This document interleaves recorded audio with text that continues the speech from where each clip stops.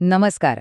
शासकीय जमिनीवरील अतिक्रमण नियमित करण्याबद्दल जो एक अत्यंत महत्त्वाचा शासन निर्णय आला आहे, आज आपण त्याचं सविस्तर विश्लेषण करणार आहोत.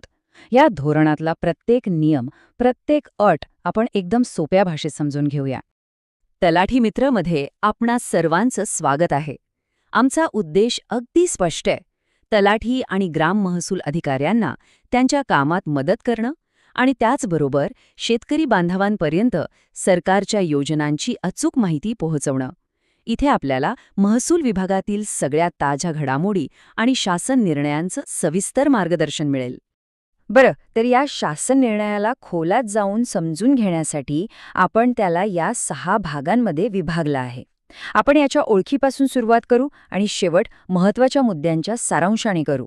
चला तर मग आपल्या पहिल्या भागापासून सुरुवात करूया. कोणतंही धोरण समजून घेण्याआधी ते का आणलं गेलं, यामागे सरकारचा नेमका विचार काय आहे, हे समजून घेणं खूप महत्त्वाचं असतं. आपलं हे जे काही संपूर्ण विश्लेषण आहे ते याच अधिकृत शासन निर्णयावर आधारित आहे. याचा मुख्य उद्देश काय आहे, तर मुंबई शहर आणि उपनगर सोडून संपूर्ण महाराष्ट्रात निवासी अतिक्रमणांना नियमित करण्यासाठी एक समान धोरण असावं. आता यातली सगळ्यात कळीची गोष्ट म्हणजे ही तारीख 1 जानेवारी 2011. ही एक कट ऑफ डेट आहे. म्हणजे या तारखेच्या आधीपासून जे अतिक्रमण आहे फक्त त्याचाच विचार होणार आहे. ह्या एका तारखेमुळे अनेक वर्षांपासून घरांचा प्रश्न लटकलेल्या हजारो कुटुंबांना मोठा दिलासा मिळणार आहे. धोरणाची ओळख तर झाली, पण आता येतो सगळ्यात महत्त्वाचा प्रश्न. या योजनेचा फायदा नेमका कोणाला मिळणार, म्हणजे कोण यासाठी पात्र ठरणार? चला आता पात्रतेचे निकष पाहूया. या योजनेसाठी पात्र ठरण्याकरिता सरकारने काही प्रमुख अटी आणि नियम ठेवले आहेत. त्या नेमक्या काय आहेत ते आता आपण एक एक करून पाहू. पात्रतेसाठीची ही एक चेकलिस्टच आहे असं समजा. अतिक्रमण राहण्यासाठीच वापरलेलं असावं आणि ते 1 जानेवारी 2011 पूर्वीचं असावं, हे तर आवश्यक आहेच. पुराव्यासाठी मतदार ओळखपत्र किंवा वीज बिल चालेल. पण एक गोष्ट इथे आवर्जून लक्षात घ्यायची आहे, शिधापत्रिका म्हणजेच रेशन कार्ड हे पुरावा म्हणून चालणार नाही. सरकारने येथे गोष्ट अगदी स्पष्ट केली आहे. स्वतःच्या राहण्यासाठी केलेलं अतिक्रमण आणि फक्त धंद्यासाठी केलेलं अतिक्रमण यात फरक आहे. समजा घराला लागून एखादं छोटं दुकान किंवा दवाखाना असेल तर काही विशिष्ट परिस्थितीत त्याचा विचार होऊ शकतो. आता गायरान किंवा झुडपी जंगल अशा जमिनींच्या बाबतीत परिस्थिती थोडी वेगळी आहे. इथे अतिक्रमणधारकांना त्या जमिनीचा वैयक्तिक मालकी हक्क मिळणार नाहीये. त्याऐवजी त्यांना प्रधानमंत्री आवास योजनेसारख्या इतर योजनांमधून पर्यायी घर दिलं जाईल. ठीक आहे, पात्रता तर कळली, पण मग ह्या सगळ्यासाठी खर्च किती येणार आणि एकदा का अतिक्रमण नियमित झालं की त्यानंतर कोणते नियम लागू होतील? चला आता याबद्दल सविस्तर माहिती घेऊया. इथे सरकारने एक स्पष्ट मर्यादा घातली आहे.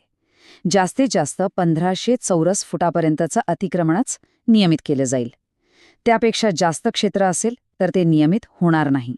आता येतो सगळ्यात महत्त्वाचा मुद्दा, म्हणजे पैशांचा. शुल्काची रचना अशी केली आहे की लहान भूखंडधारकांना दिलासा मिळावा.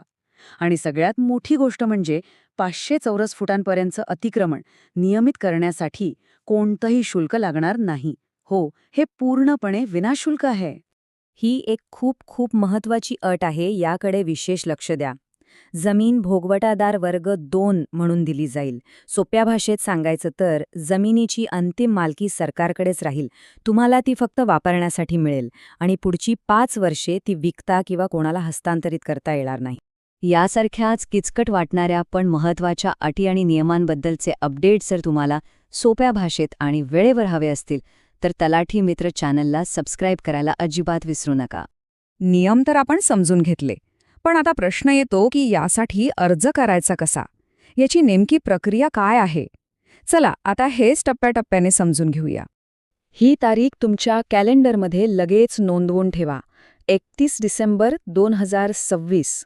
या योजनेचा फायदा घेण्यासाठी अर्ज करण्याची ही शेवटची संधी आहे. या तारखेनंतर कोणताही अर्ज स्वीकारला जाणार नाही. अर्ज कुठे करायचा याबद्दल गोंधळ होऊ नये म्हणून प्रक्रिया सोपी केली आहे. तुम्ही कुठे राहता यानुसार अर्ज कुठे द्यायचा हे या तक्त्यात स्पष्ट दिसते.